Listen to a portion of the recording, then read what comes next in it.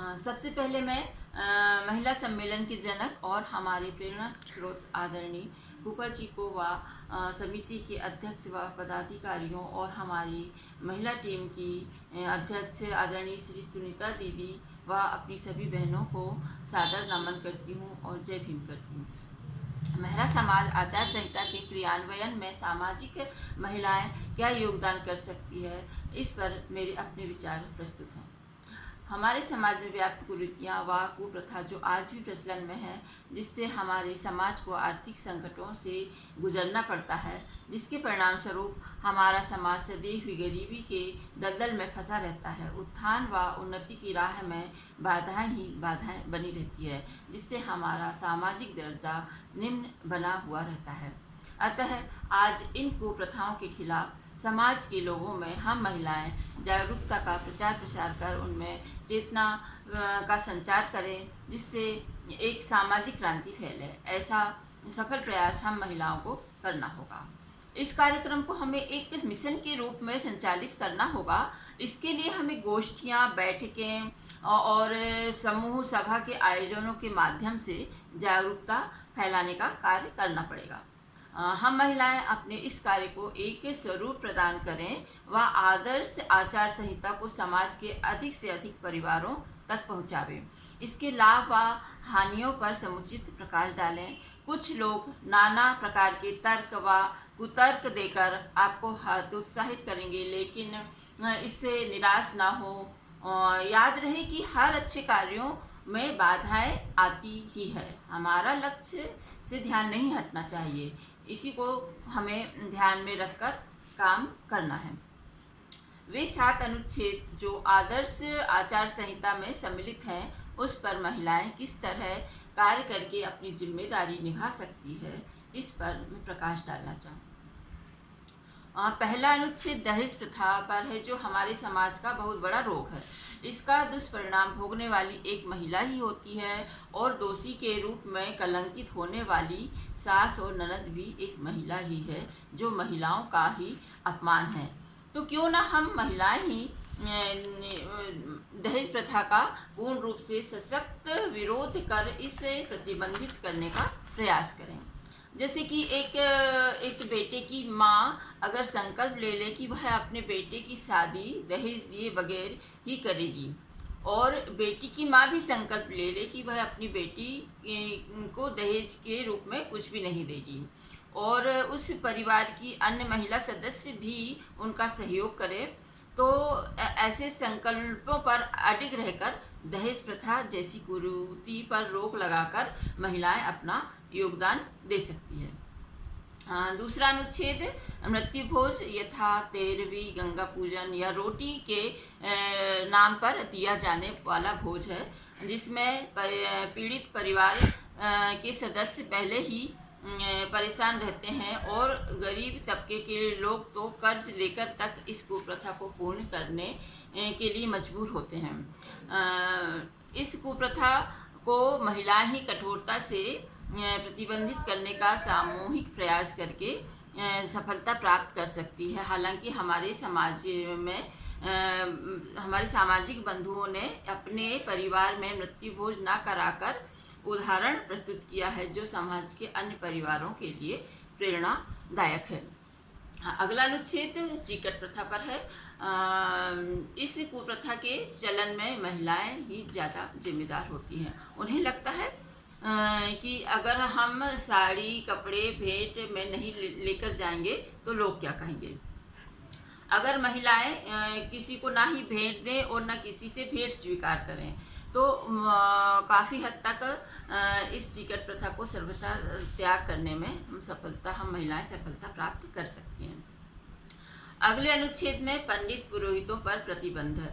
हमारे समाज के परिवारों में जब तब कुछ न कुछ प्रोग्राम होते रहते हैं, यथा पूजा पाठ, वैवाहिक कार्यक्रम, गृह प्रवेश और भी अन्य प्रोग्राम होते रहते हैं, और इन प्रोग्राम को सामाजिक बंधु पंडितों से ही संपन्न करवाते हैं, और जिसमें पंडितों को बड़ी धनराशि, महंगे वस्त्र व अन्य सामान दक्षिणा के स्वरूप देते हैं। इससे हमारे समाज के लोगों द्वारा बड़ी धनराशि पंडितों के पास चली जाती है और हमारे समाज का आर्थिक नुकसान होता है। हम महिलाएं पंडित रूपी कीड़े से मुक्त होने का प्रयास करें और सारे कार्यक्रम निपुण सामाजिक सजातीय बंधुओं द्वारा ही करवाएं तो समाज की राशि समाज में ही रहेगी और उन कर्म कांडों से मुक्ति मिलेगी जिन्हें कराने के लिए भय दिखाकर पंडित पुरोहित हमें मजबूर करते हैं और आर्थिक रूप से हमें बहुत ज़्यादा लूटते हैं। तो महिलाएं अगर ठान ले तो वह बहुत कुछ कर सकती है। मैं 2 पंक्ति पढ़ना चाहूँगी कि मत समझो नारी तुम खुद को अबला, मत समझो नारी तुम खुद को अबला, नारी तुम पैनी कटार हो, प्रगति पथ पर चलने वाली नारी तुम साहस का आधार हो, नारी तुम साहस का आधार हो। अगला अनुच्छेद आदर्श विवाह संहिता पर है, जिसमें आडंबर दिखावा को प्रतिबंधित करने का प्रयास हो। ऐसा हर संभव प्रयास सिर्फ हम महिलाएं ही नहीं अपितु पूरे परिवार के सदस्य इसके लिए आगे आना होगा, सदस्यों को इसके लिए आगे आना होगा, तभी आदर्श विवाह संपन्न हो सकते हैं। हालांकि वैवाहिक सम्मेलन में हर वर्ष गरीब तबके के युवक युवतियों का आदर्श विवाह तो संपन्न हो ही रहा है, लेकिन मैंने आज तक किसी संपन्न परिवार या समिति के पदाधिकारियों के बच्चों का आदर्श विवाह होते नहीं देखा है। तो अगर संपन्न परिवार के लोग या समिति के पदाधिकारी भी अपने बच्चों का आदर्श विवाह सम्मेलन में कराएं तो हमें इस क्षेत्र में अपार सफलता प्राप्त हो सकती है। 6वें अनुच्छेद में विवाह का समिति में रजिस्ट्रेशन करवाने के लिए, जिसमें हमारी समिति की महिलाएं जहां भी शादी में विवाह में शामिल होती है तो वे परिवार के मुखिया को रजिस्ट्रेशन कराने के लिए प्रेरित कर सकती है। वैवाहिक कार्यक्रमों में भेंट उपहार आदि में प्राप्त नगद राशि का कम से कम 10% सामाजिक गरीब बच्चों की शिक्षा हेतु देने के लिए महिलाएं परिवार के मुखिया को प्रेरित करके इसमें सफलता प्राप्त कर सकती हैं, जिससे कि गरीब परिवार जिनके बच्चे पढ़ लिख नहीं पाते उस धनराशि से पढ़ लिख कर आगे बढ़ सकते हैं और हमारे गरीब परिवारों को में संपन्नता आ सकती है। हम महिलाएं अपने आत्मविश्वास को पहचानें और इस दिशा में एकजुट होकर ही कदम बढ़ाएं, निश्चित ही सफलता मिलेगी। ये ना भूलें कि संसार ने भी महिला शक्ति को नमन किया है और माना है कि मानव जगत की प्रथम गुरु माँ के रूप में एक महिला ही है। तो यह प्रथम गुरु एकजुट होकर अपने ही समाज को शिक्षित करने का दायित्व निर्वहन करते हुए समाज के उत्थान व प्रगति में अपना महत्वपूर्ण योगदान दे सकती है। महिलाएं समाज परिवार की मुख्य भूमिका में धुरी का काम करती है। अतएव हमारा यही प्रयास रहे कि मेरा परिवार सुखी है वैसा ही समाज का हर परिवार सुखी हो, वैसा ही समाज का हर परिवार सुखी हो। क्या कहेंगे लोग? सबसे बड़ा रोग। क्या कहेंगे लोग? सबसे बड़ा रोग। इस रोग को खत्म करने के लिए आचार संहिता के इन अनुच्छेदों में महिलाएं कार्य करें, अगर महिलाएं कार्य करें तो इस रोग को जड़ से बहुत जल्दी खत्म किया जा सकता है।